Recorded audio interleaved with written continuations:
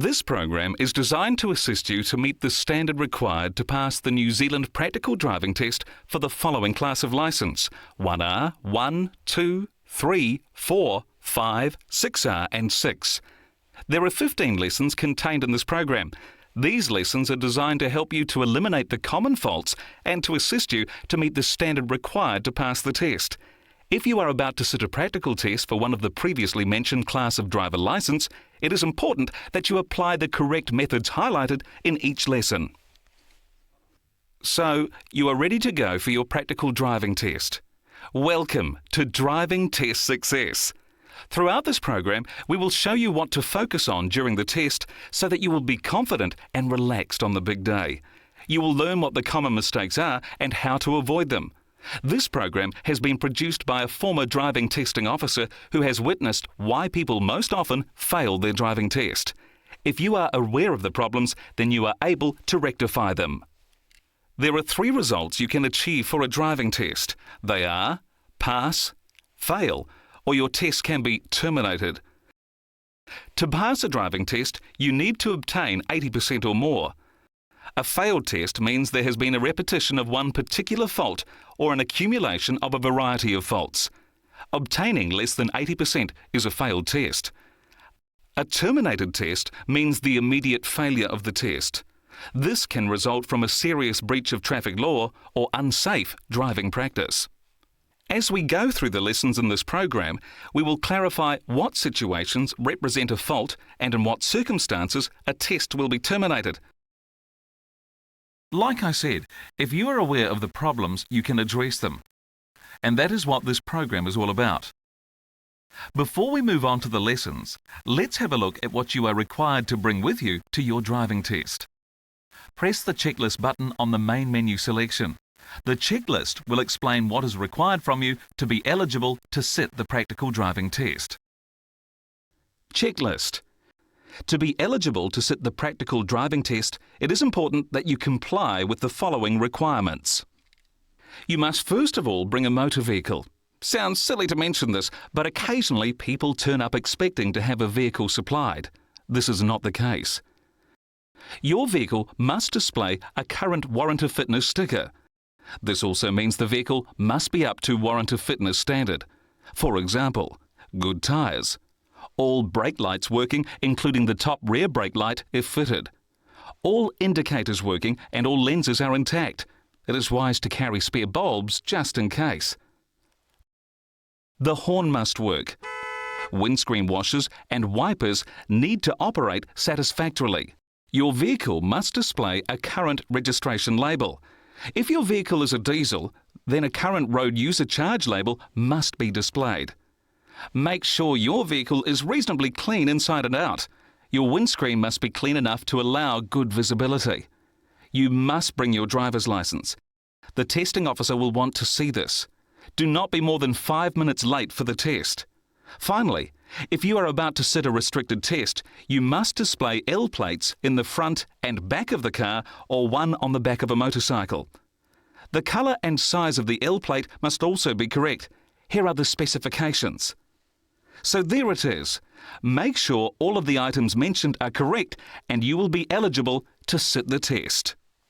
Lesson 1. Observation. At the beginning of your driving test, a mirror like this will be attached to the inside of your windscreen. The testing officer will use this mirror to check your observation skills.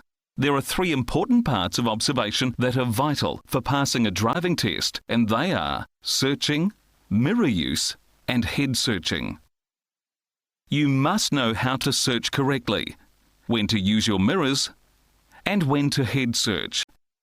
Let's show you exactly what the testing officer will be looking for. We'll start with searching. Searching is using your eyes to scan the road in a way that enables you to anticipate those potential hazard situations. It is important to remember the testing officer will use their mirror to check your eye movements throughout the test. Here's how it works. Let's say, for example, your testing officer asked you to follow this test route. Now they're going to check for the following actions. Before passing through any intersection, you must check both sides before proceeding through. If the intersection is controlled by traffic lights, you are still required to check both directions before proceeding through the intersection. Before passing any side roads to the left or right, you must check them. Now here's something else to remember. Drivers often forget to search intersections when they have been asked to change lanes. This is because they become too focused on looking for a gap in traffic. Remember, when instructed to change lanes, keep searching the intersections as well as looking for a gap in traffic. If you are turning right or waiting to turn right at traffic lights or crossroads, look right and straight ahead. But remember, you must also look to the left before you proceed with the turn.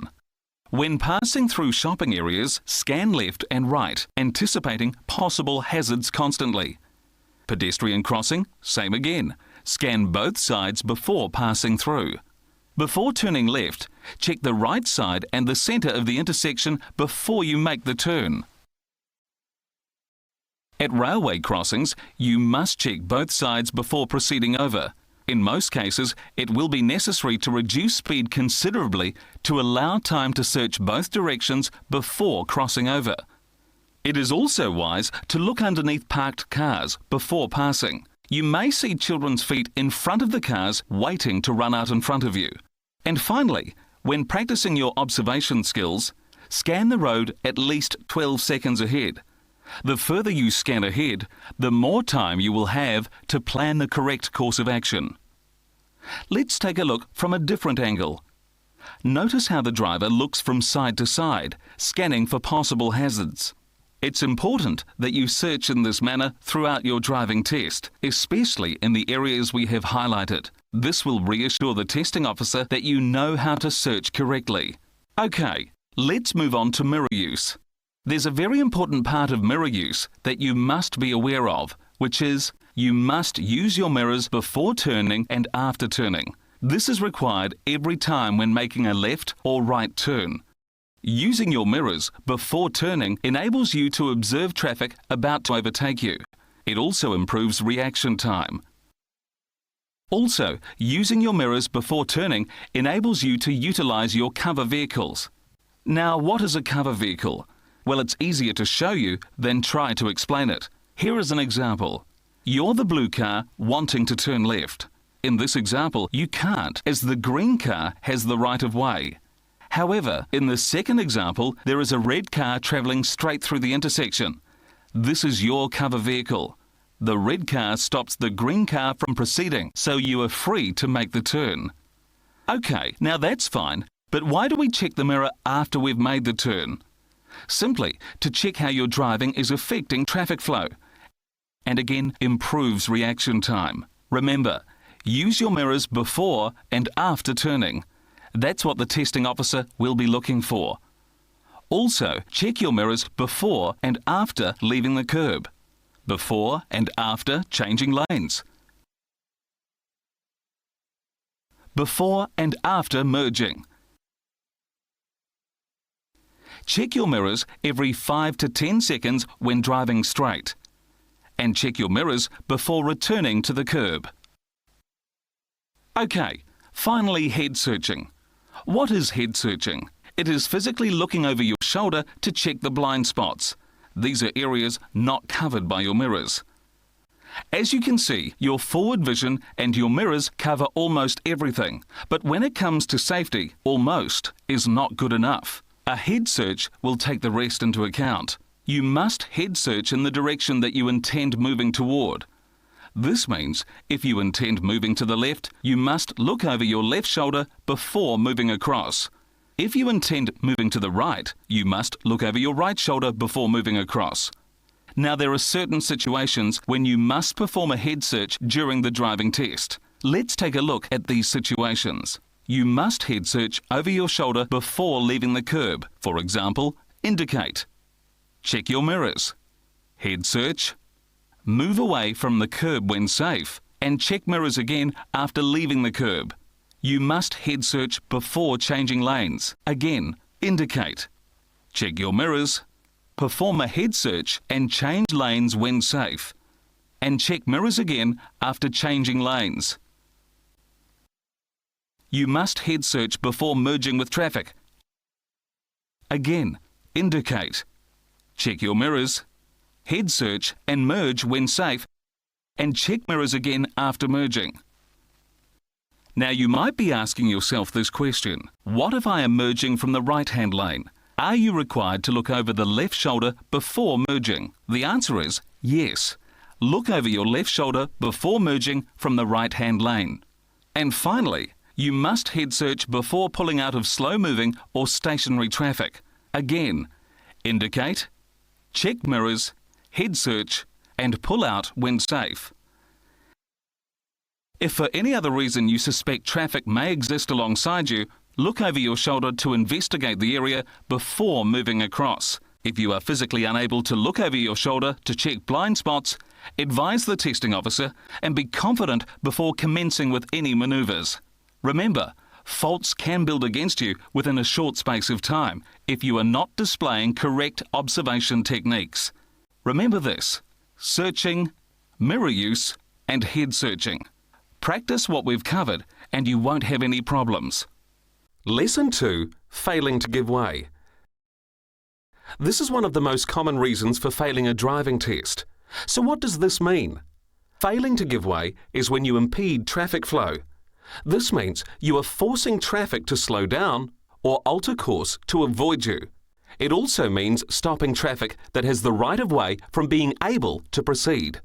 Within this lesson, we'll concentrate on two main causes for failing to give way. These are gap selection and speed control. Let's begin with gap selection. When selecting a gap, study the movement of traffic thoroughly before you commit. Ask yourself, am I going to disturb traffic or not? If you think you will, stay where you are. If you're confident you won't, then proceed. Now, how does speed control associate with failing to give way? Simply put, when accelerating slowly, vehicles catch up on you more quickly. The slower you accelerate, the more you increase your chances of disturbing traffic flow. Now, let's take a look at that turn again. But this time, instead of slow acceleration, this driver fails to select an appropriate gap and again forces the red car to slow down. As you can see, using poor gap selection or slow acceleration can result in disturbing traffic flow. If the testing officer feels disturbance to traffic was unreasonable, your test will be terminated.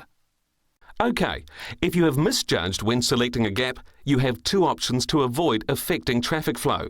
They are speed up or pull over. Let's have a look using these two examples. Again, the speed limit is 80 km per hour. The driver turns right, checks the mirrors, observes cars approaching fast.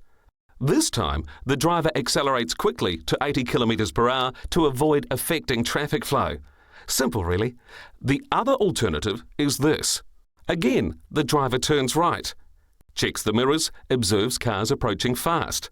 The driver feels there is no time to speed up, so instead indicates and pulls over to the left, allowing traffic to pass by without being affected. Notice also, after pulling over to the left indicator remains going. This is important as it reassures everyone of your intention to stay left. Remember, concentrate on how your driving is affecting traffic flow at all times. Try to select a suitable gap in traffic before moving in. If you have misjudged, do one of the following things. Get up to the correct speed quickly, or pull over to the left whilst reassuring others using indicators. If you remember these points, the chances of passing your driving test increase vastly. Here are some more examples of common faults that can occur. The blue car is parked at the curb. It's a 50 km per hour zone. It's the beginning of the test and the driver is nervous. The driver indicates, checks the mirrors, looks over the shoulder and moves off. But look, the driver accelerates too slowly after leaving the curb, and now the gap selected is no longer adequate. The red car approaches and reacts by slowing down. Test terminated. Try to get up to the correct speed reasonably quickly so you are not unnecessarily affecting traffic flow. Now this one. The driver turns left and disturbs the pedestrian who reacts to avoid being hit. Test terminated. OK, last one. The driver pulls in front of the cyclist and brakes for the turn. The cyclist swerves out to avoid him. Again, this is failing to give way, and so the test is terminated. Here's how it should look. Indicate, check mirrors, and position the vehicle to the left before the turn and remain behind the cyclist. Perfect manoeuvre. Remember, drive for others and not just for yourself. Be considerate and always observe how your driving is affecting traffic flow. Lesson 3, Speed Control. This lesson is designed to outline some important facts about controlling your speed correctly during the driving test. In this lesson, we will focus on acceleration and maintaining correct speed. Let's begin with maintaining the correct speed. Let's say the compulsory speed limit is 50 km per hour. If and when safe to do so, you are expected to keep the vehicle within 5 km per hour of 50. This means you should be travelling between 45 and 50, but do not go 5 km per hour over the speed limit. If you go 5 km per hour over the compulsory speed limit during a driving test, your test can be terminated. Now it's worth noting that if you overemphasise safety by travelling more than 5 km per hour under the speed limit when unnecessary, you may cause drivers to become impatient with you. They may take an unnecessary risk in order to pass you. This style of driving can lead to faults building up against you, which could eventually result in a failed test. Also, do not use erratic speed control during your test. For example, frequently altering your speed up and down unnecessarily. This practice will earn faults against you. When possible, keep your speed constant and within 5 km per hour of the compulsory speed limit, but do not go 5 km per hour over. Finally, be aware of compulsory speed signs located at roadworks or schools. You need to apply the same method of speed control to these as you would to all compulsory speed signs. OK, let's take a look at the other part of speed control, accelerating too slowly. Now we have already given you an example of accelerating too slowly in Lesson 2. If you recall, we spoke of forcing traffic to slow down or alter course. We'll now take a look at a different example of accelerating too slowly. This example is a common fault. Often people are overcautious during a driving test. It's a good idea to be careful, but this driving behaviour promotes risk-taking and affects traffic flow. This time, traffic is waiting to move off at the lights. The lights change to green. The two cars in front move off building speed reasonably quickly. But look at what's happening with the blue car. Traffic is held up. Drivers behind will become impatient, or worse, they will take an unnecessary risk. This kind of driving behaviour will lead to faults building up against you. Try to build your speed up from a stationary position reasonably quickly, so you are not unnecessarily affecting the flow of traffic. Lesson 4, Roundabouts. The purpose of a roundabout is to stop traffic build-up, increase traffic flow, and keep traffic moving. When utilised correctly, they perform this function very well. The great thing about a roundabout is you only give way to traffic approaching from the right. This makes it a lot easier to manoeuvre through an intersection. To help keep traffic moving at the roundabout, we need to do two things. First, anticipate on the way into the roundabout by judging distance and speed of vehicles approaching from the right. And reassure on the way out of the roundabout by providing a left signal known as the exit signal. This will give oncoming traffic the confidence to move in. What does this mean? Here's an example. When travelling straight at the roundabout, the driver of the blue car before entering observes the speed and distance of vehicles approaching on the right. The driver anticipates that it is safe to proceed. The ability to read traffic movement in this manner keeps traffic moving and reduces traffic build-up. Now watch. At this point, approximately halfway through, the driver indicates left. When travelling straight at the roundabout, this is the only signal required. This left signal indicates your intention to exit the roundabout and reassures the driver of the green car to proceed, in turn keeping the traffic moving. Remember, anticipate on the way in and reassure on the way out to help keep traffic moving. OK, let's take a look at the 4 common faults that occur at the roundabout on a driving test. The first is stopping unnecessarily. The blue car approaches the roundabout and stops unnecessarily to wait for the red car. As you can see, there is ample opportunity to proceed. This driver is showing poor anticipation skills, causing traffic build-up. This can earn you a fault. Remember, a roundabout is not a stop sign. You do not have to stop unnecessarily. OK, the second common fault that occurs is giving a false impression. Have a look at this. The blue car is turning right. He indicates right to the green car. Now that's good. But the driver leaves the right indicator on when exiting, causing the red car to stop unnecessarily. This is giving a false impression. It confuses other drivers and affects traffic flow. This will earn you a fault on your driving test. Let's show you that turn again, this time showing the correct signals. The blue car signals a right turn, informing the green car of the intention to turn. Then signals left to notify the driver of the red car of the intention to exit. This gives the driver of the red car confidence to proceed and keeps traffic moving. Nothing to it. Now, the third common fault is something you might recognise already, failing to give way. Here we go. The blue car, when approaching, fails to anticipate the speed of the red car approaching on the right. The red car is forced to react by slowing down, and so the test is terminated. OK, the fourth common fault that occurs is using the wrong lane. Take a look. The blue car enters the right lane but turns left. Doing this on your driving test will earn you a fault. And if you happen to disturb traffic flow when doing this, your test will be terminated. This time, the blue car enters the left lane and turns right.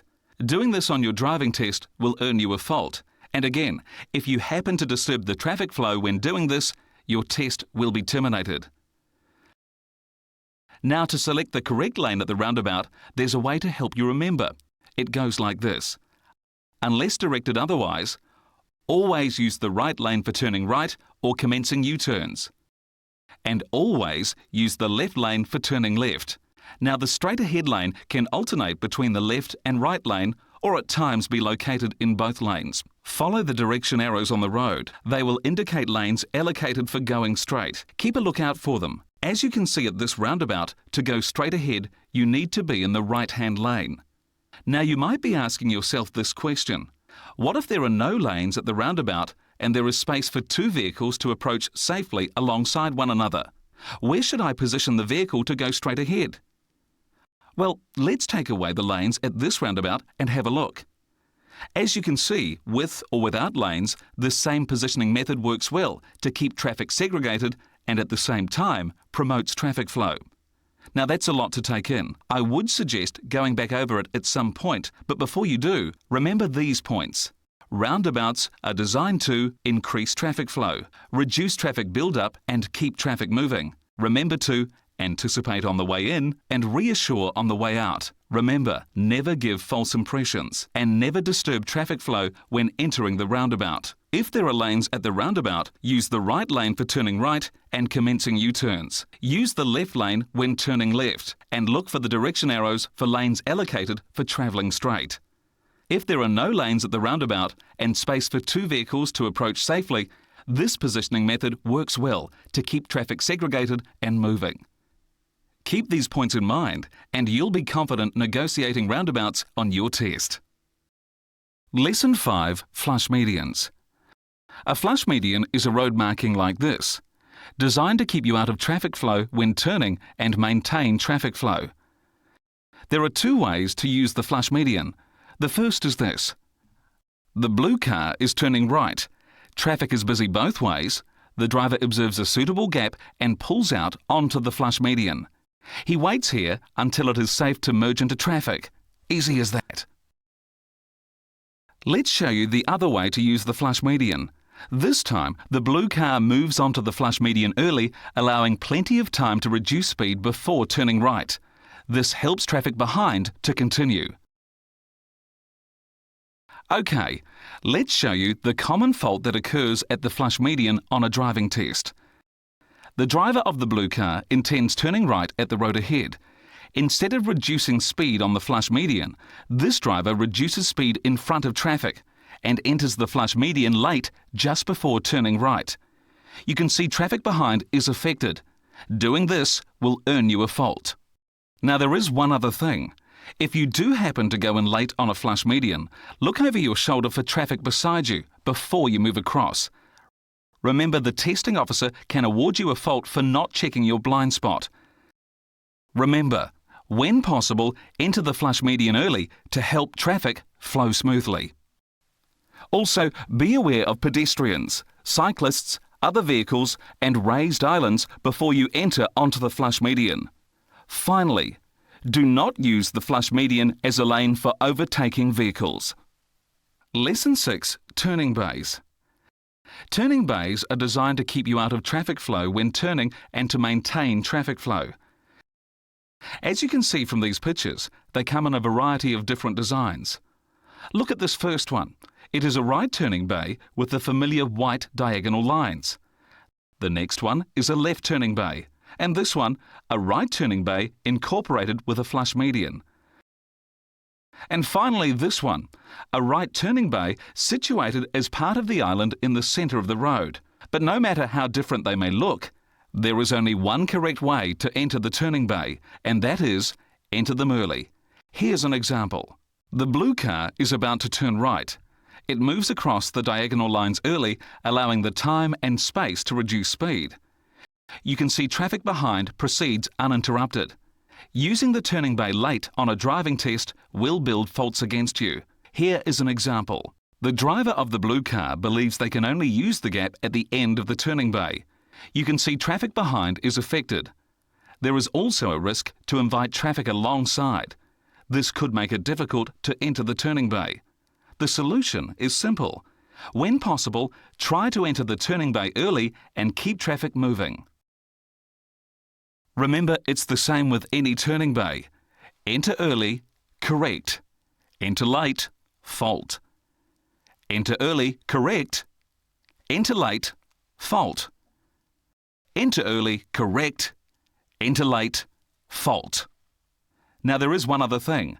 If you do happen to go in late on a turning bay, look over your shoulder for traffic beside you before you move across.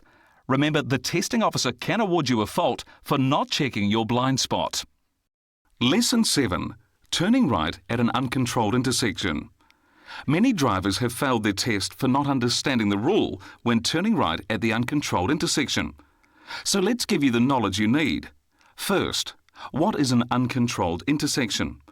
It is an intersection where there are no traffic signals, stop signs or give way signs. This is a controlled intersection. Notice it has white lines and a give way sign.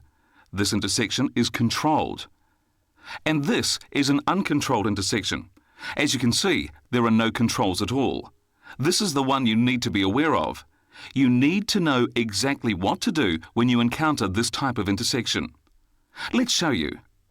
We'll show you the controlled intersection first. This example shows the blue car and the red car are both intending to turn right, but as you can see, the red car is on a compulsory stop sign, a controlled intersection.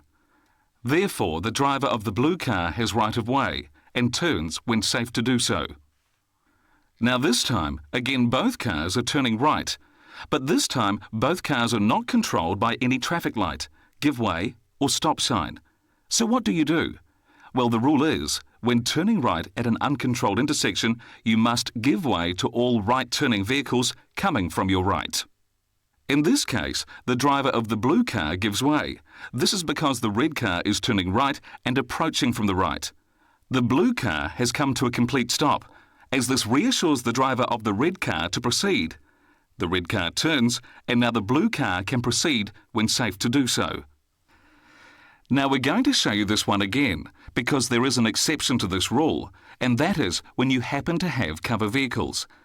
As you can see now, the red car cannot turn as it has to give way to your cover vehicles. This will allow you to proceed with the turn when safe to do so.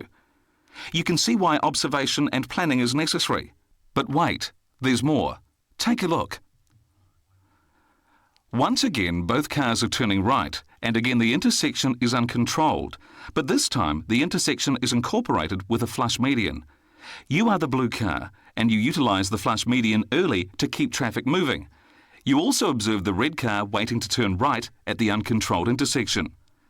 You are also aware of your cover vehicles approaching alongside you. Do you turn? Well, not necessarily. The red car has the option to utilise the flush median as much as you do. If the red car does use the flush median, you are required to give way.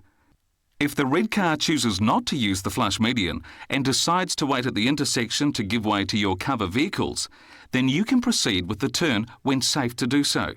As you can see, it all comes down to good observation skills and planning. Observe what is happening and plan a course of action based on the rules. Rewind this one, it's important. Now, to wrap this lesson up, you need to be aware that this uncontrolled intersection rule also applies to public entrance or exit ways to and from service stations, supermarkets, and other public parking areas such as airports and hospitals. Lesson 8. Turning into the nearest lane. The law states that you must turn into the nearest lane available to you. This helps to reduce traffic build-up. Here's an example. The blue car is turning right and quite correctly utilises the nearest lane to the right. Notice the green car is also turning into their nearest lane. This is great. When all drivers are aware of the rules, the traffic flows. If you turn into the wrong lane on your driving test, you will earn a fault. And if you turn into the wrong lane and disturb traffic proceeding to their nearest lane, your test will be terminated. Remember, observe which lane is nearest to you and use it. Lesson 9. Stop signs. Now, what do you do when you encounter a stop sign? You stop. What could be simpler than that? The only reason this lesson is here is because people often fail their driving test for getting this one wrong. Strange, but true. Have a look at this. The blue car pulls up to the intersection. There are no cars in sight. The car slows down and then moves through. This is wrong. It's called a roll-through, and if your testing officer feels that your wheels did not come to a complete stop, your test can be terminated. See that? Come to a complete halt before proceeding. You can't get much clearer than that. Now here's a question you might be asking yourself. What if your vision is blocked from parked cars at the stop sign? Can you move forward over the lines to attain the vision you need? The answer is yes. But make sure you come to a complete stop behind the lines first before you move forward to attain the vision. Lesson 10. Positioning. This lesson is broken down into 3 parts: committing inside intersections, positioning correctly before, during and after turning, and the 2 and 4 second rule. We'll start with committing inside intersections. First of all, let's clear up any confusion about this issue. Should you or should you not commit inside an intersection when turning right? The answer is yes, you should. It helps to reduce traffic build-up. This is what your testing officer will want you to demonstrate. Notice how the blue car is in the middle of the intersection. The driver is waiting for a suitable gap before turning. This is correct. Notice that the exit way of the intersection is clear. This is also correct. Make sure that before you commit inside an intersection, you will be able to exit the intersection. Notice also the green car is waiting behind the lines. That is also correct. The green car should wait here until the blue car begins to clear the intersection. See? Now the green car commits inside.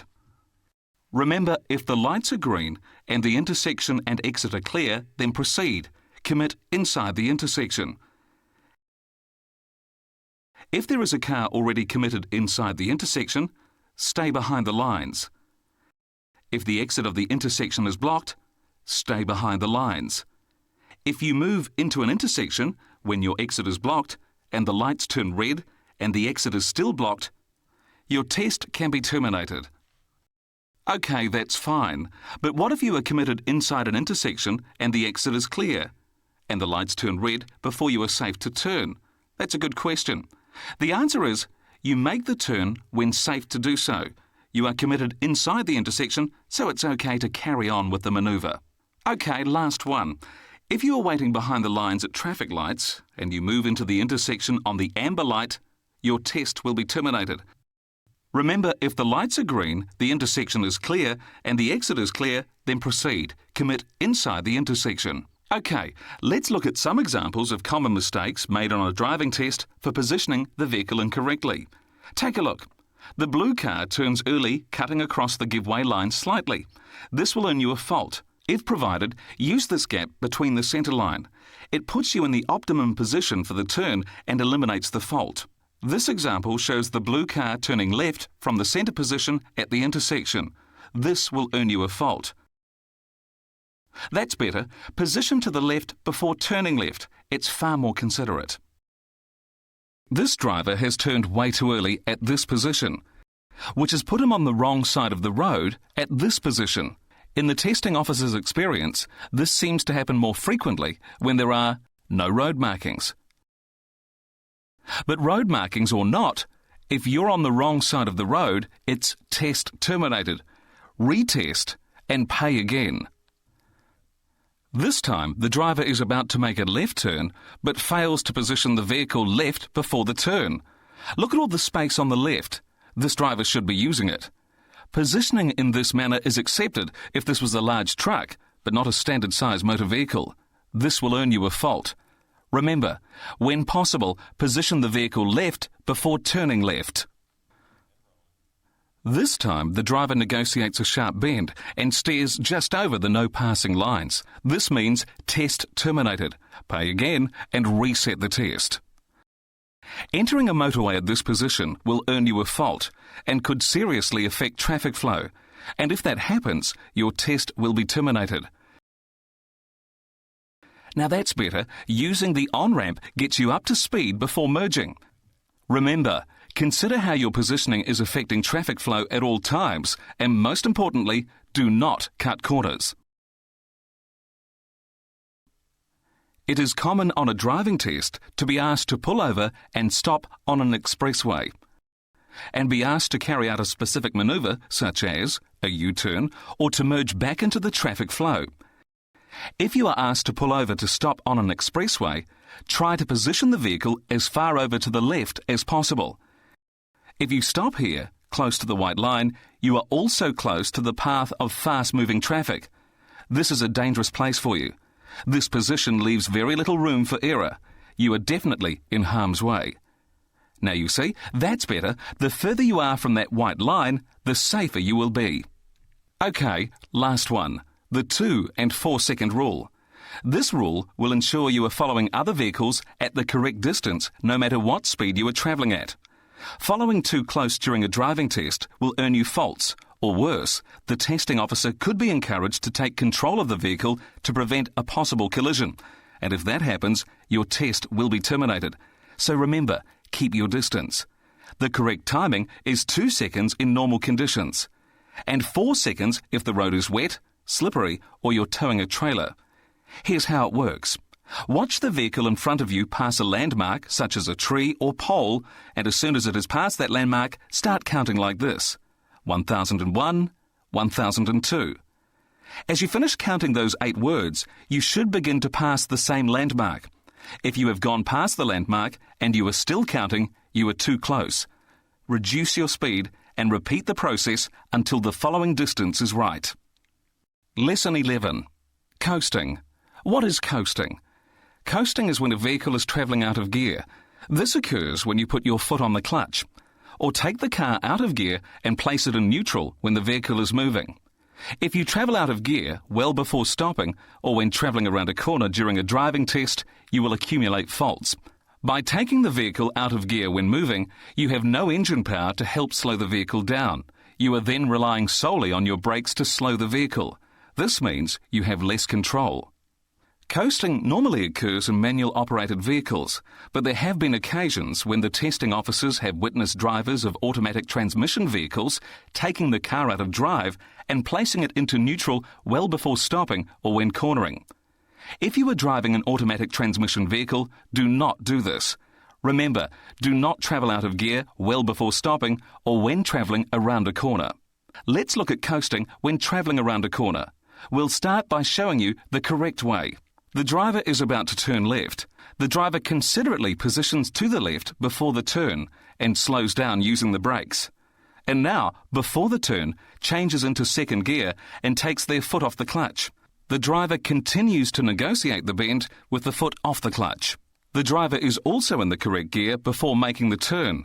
This helps to maintain the correct speed and incorporates engine braking, giving better control of the vehicle during the turn. OK, now the driver can begin to accelerate out of the turn. Let's have a look at what you should not do. The driver approaches the bend, but this time places the foot on the clutch before the bend and continues to hold the clutch down for the duration of the turn. This is coasting when turning, and this can earn you a fault. Remember this phrase: in gear, in control; out of gear, out of control. OK, we have had a look at coasting when turning. Let's have a look at coasting well before stopping. We'll look at the correct way first. The driver is approaching the end of the road. The driver starts braking about here and chooses to keep the car in the same gear when slowing down. This is perfectly acceptable. The vehicle is still in gear, which means the driver still has control. Now, at this point, approximately 2 to 3 car lengths from the end of the road, this is an acceptable distance to start using the clutch. See, the driver holds the clutch down just before the vehicle is stopped. Another way of stopping correctly without excessive coasting is by changing down through the gears. But make sure you take your foot off the clutch for each gear that you change down. This way, you will incorporate engine braking to help slow the vehicle down as well as using your brakes. And again, just before the end of the road, the driver holds the clutch down as the vehicle is brought to a stop. We'll now take a look at the 2 examples of what you should not do. This time, the driver has the foot on the clutch way before the end of the road. This vehicle is now out of gear. The brake is the only device used to slow the vehicle. This driver is coasting excessively before stopping.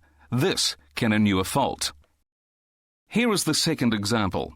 This time, the driver takes the vehicle out of gear and places it in neutral way before stopping, again relying solely on the brakes to slow the vehicle. This is also coasting excessively and will earn you a fault.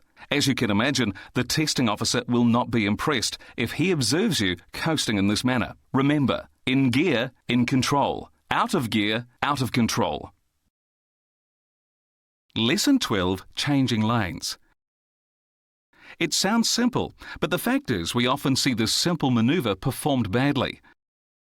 This may be due to a lack of confidence or just being nervous. Let's take a look at the common errors that occur during lane changing. The driver of the blue car is asked to change lanes to the left. The first thing they do is slow down. As you can see, the vehicles to the left begin to pass because the blue car is slowing. Now, you cannot expect those vehicles to reduce speed to let the blue car in. They don't even know what the driver wants to do anyway. The blue car's not even indicating.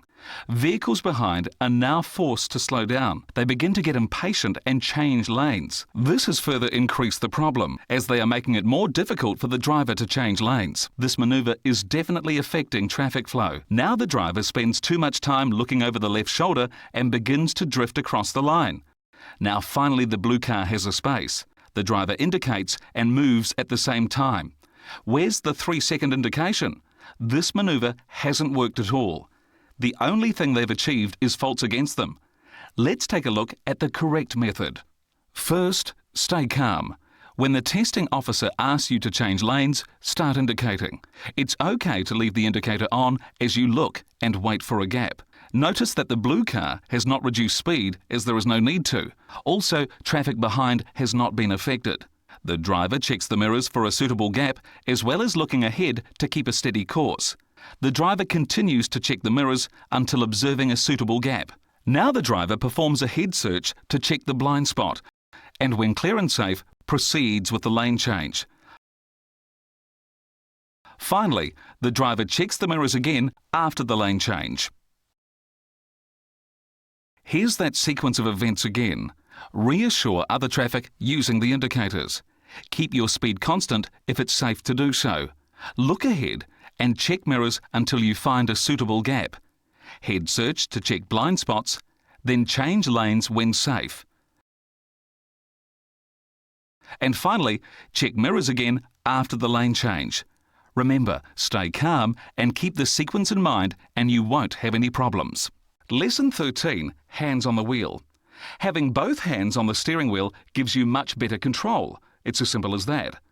There are a few configurations acceptable for placing both hands on the steering wheel for the driving test.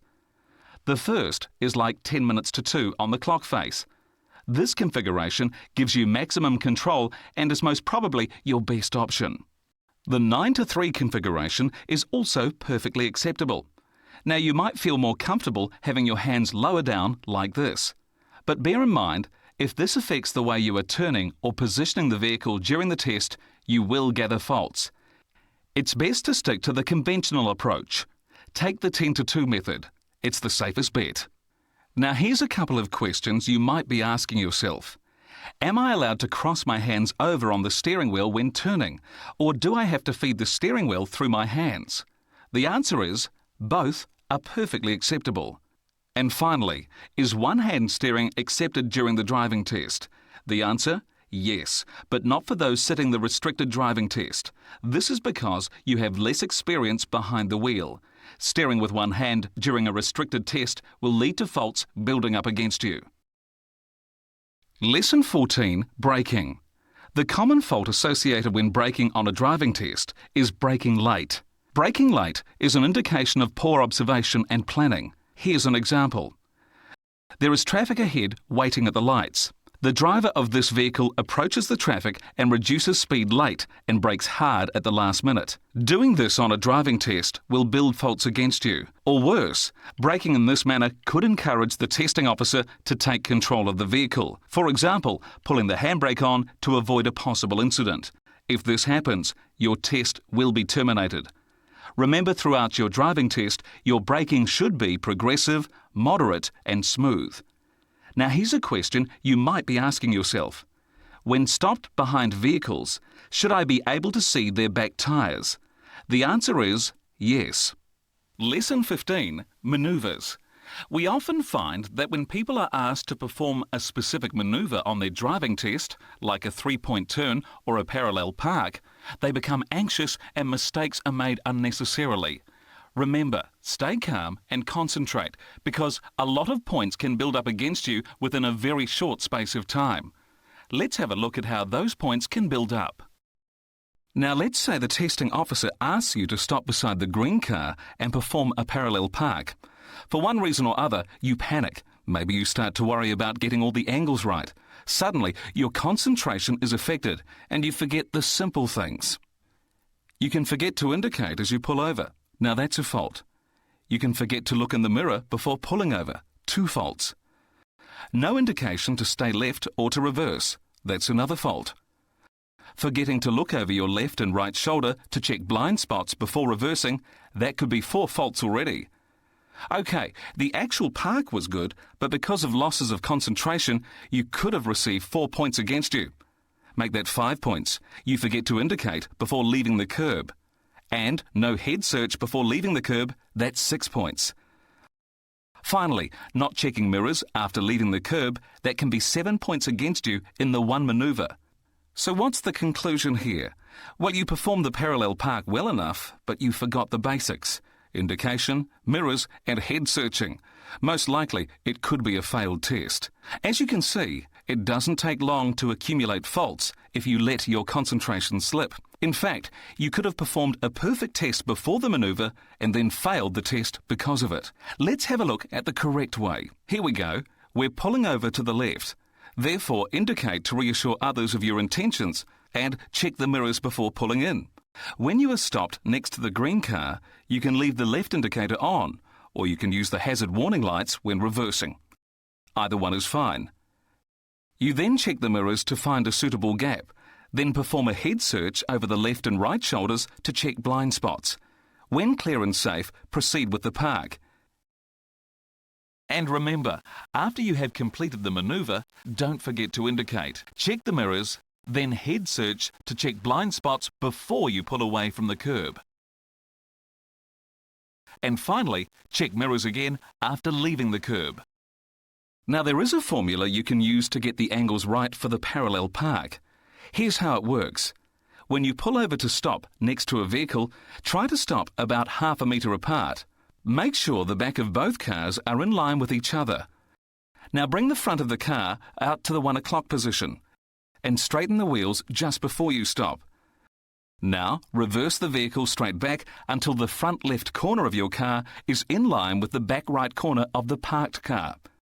Now bring the front of the car in toward the curb and it's done. The 3-point turn. You've been asked to do a 3-point turn. Indicate, check the mirrors and pull into the side of the road when safe. Now, before moving off, indicate your intention by signalling right. As stated in the road code, this is the only signal required for the 3-point turn. Check the mirrors and head search to check blind spots before moving. Now think, you'll need a bit more time for this one. OK, it's all clear. Do the first part of the turn. Now, if need be, put the handbrake on here to stop the car from rolling forward. Do not allow the tyres to touch the curb. OK, before reversing, check mirrors and head search both directions. You are essentially in both lanes of traffic. If at this stage you have vehicles approaching, allow them to continue. If they stop and wait for you, then proceed with the manoeuvre. OK, now you reverse the vehicle and stop. You now check mirrors and head search over your left and right shoulder again just before you drive off. Finally, check the mirrors again as you straighten up. Look at that, a perfect 3-point turn. The U-turn. We'll make this U-turn in a high-speed zone. Still nothing to worry about. Your testing officer asks you to perform a U-turn, no problem. Indicate, check mirrors and pull over when safe. Now remember, it's a high-speed zone. Vehicles will catch up on you more quickly. Do not disturb traffic flow. Now here goes. Indicate, check mirrors, observe a suitable gap, then head search to check blind spot. When clear and safe, proceed with the U-turn. Finally, check mirrors again after the U-turn. Remember, don't disturb traffic. Now there is another alternative for the U-turn if the traffic is busy. If the road is busy and you've been waiting ages for a suitable gap, you can perform the U-turn in 2 parts. There's nothing wrong with that. Here's how it works. Indicate, check mirrors, observe a suitable gap, then head search to check blind spot. When clear and safe, make the turn. But this time, you pull over again on the other side of the road and position well to the left and put your left indicator on to reassure traffic that you intend to stay put.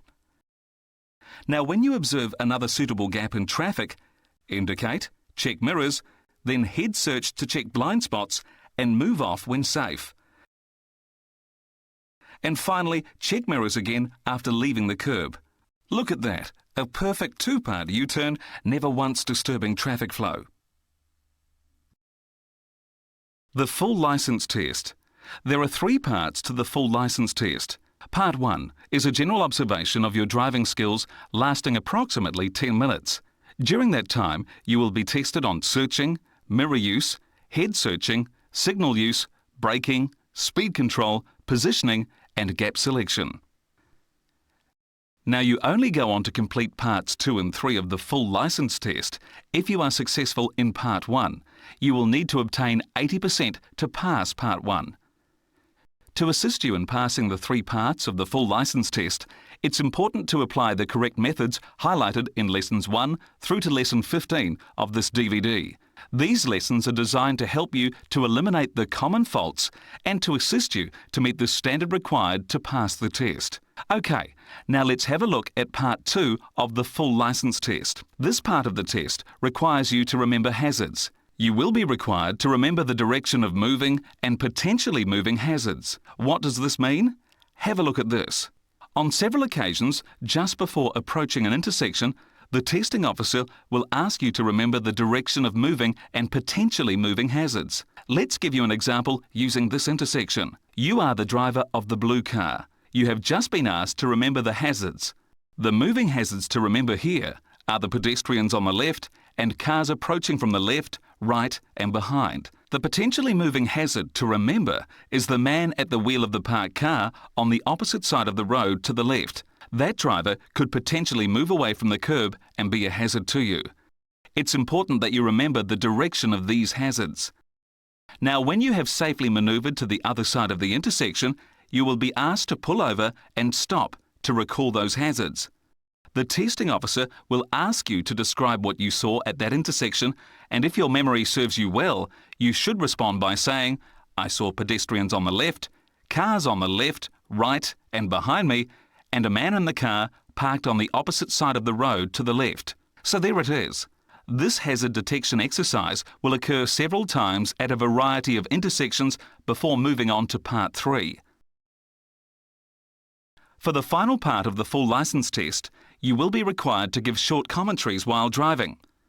This will be assessed across a variety of traffic situations, including straight ahead at a give-way crossroad intersection, 0 to 60 km/h speed zone, turning right at a give-way crossroad intersection, 0 to 60 km/h speed zone, straight ahead on a one-lane road in a high-speed zone, straight ahead at an overtaking lane in a high-speed zone, right curve high-speed zone, left curve high-speed zone, merging into traffic in a high-speed zone, and commencing a U-turn in a high-speed zone.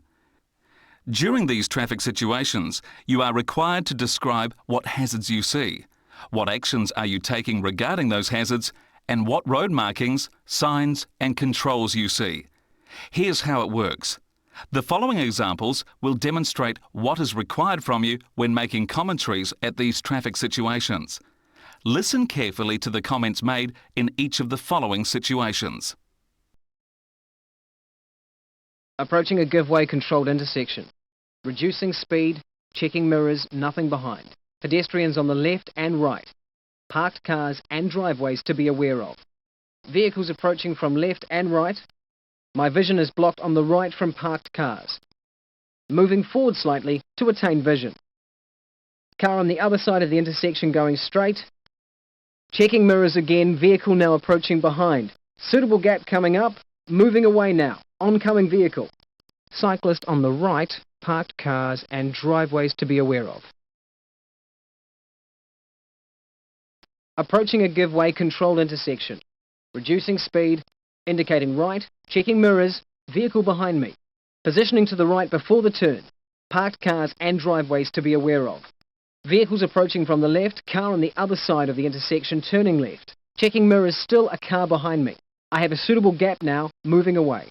Checking mirrors after the turn, making sure not to disturb traffic flow. Vehicle behind in the distance, increasing speed to 50 km/h. Oncoming vehicles, pedestrians on the left and right, intersection on the left. Cyclist on the left about to move around a parked car, shifting to the right slightly to give the cyclist space, also a vehicle ahead of me in the distance.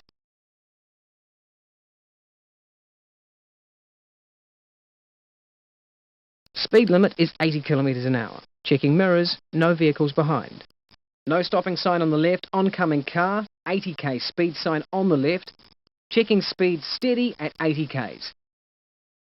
Driveway on the left, intersection on the right, checking mirrors, no vehicles behind or in front. Keeping speed steady at 80 km.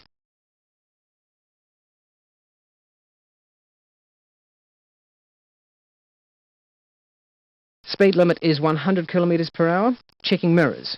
Vehicles behind me. Passing lane up ahead. Sign indicating keep left. Keeping in the left lane. Vehicle behind overtaking and 100 km speed sign on the left. Oncoming vehicles. More vehicles overtaking and oncoming. Merging sign on the left. Indicating right. Checking mirrors. Looking over my right shoulder. All clear. Checking mirrors after merging. No vehicles behind. Vehicle ahead of me. Keeping speed steady at 100 km.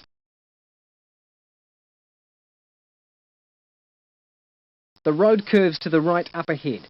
Checking mirrors, nothing behind. Reducing speed before the bend. 65 recommended speed sign. Double yellow, no passing lines. Watching my position during the turn. Coming out of the turn, checking mirrors, all clear. Increasing speed back to 80 km. 80 km speed sign on the left.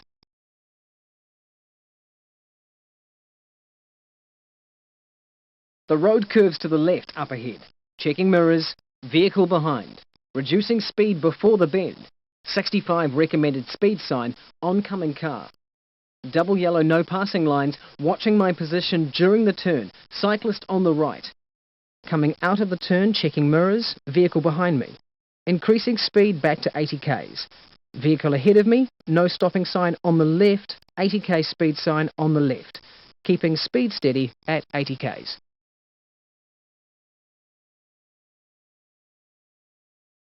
The speed limit is 80 k's per hour. Oncoming vehicles, checking mirrors, vehicles approaching from behind. Driveways to be aware of, more vehicles approaching front and back. Okay, I have a suitable gap coming up. I'm indicating right, checking mirrors, looking over my right shoulder, all clear, moving away. Accelerating quickly to the speed limit of 80 k's, making sure not to disturb traffic flow. Checking mirrors after merging, no vehicles behind, vehicle ahead of me. Oncoming vehicles. 80 k speed sign on the left. Checking my speed, steady at 80 k's. The speed limit is 80 k's, indicated by the speed sign on the left. Oncoming vehicle. Driveways to be aware of, checking mirrors, car approaching from behind. I see a suitable gap coming up, indicating right, and looking over my right shoulder before commencing the U-turn. All clear, moving away. Checking mirrors after the U-turn. Vehicle gaining fast in the distance, increasing speed quickly to 80 k's, making sure not to disturb traffic flow. Oncoming cars and vehicles ahead of me. Checking my speed, steady at 80 k's. So there it is.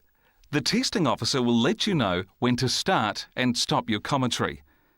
Remember, throughout your driving test, continue to apply the correct methods highlighted in Lessons 1 through to Lesson 15 of this DVD.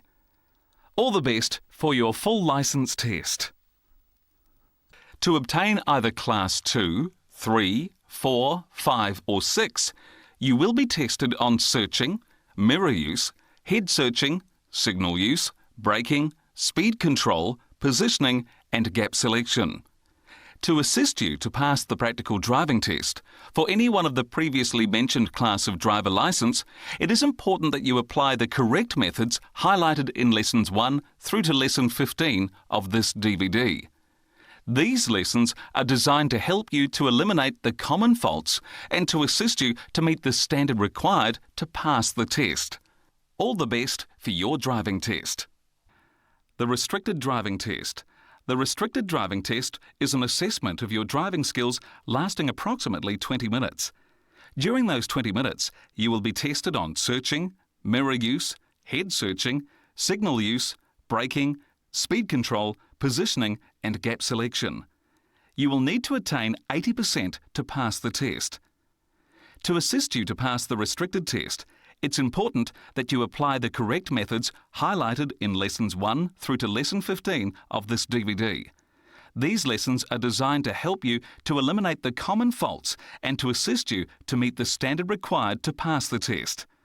All the best for your restricted driving test. The new road user rule for pedestrian crossings.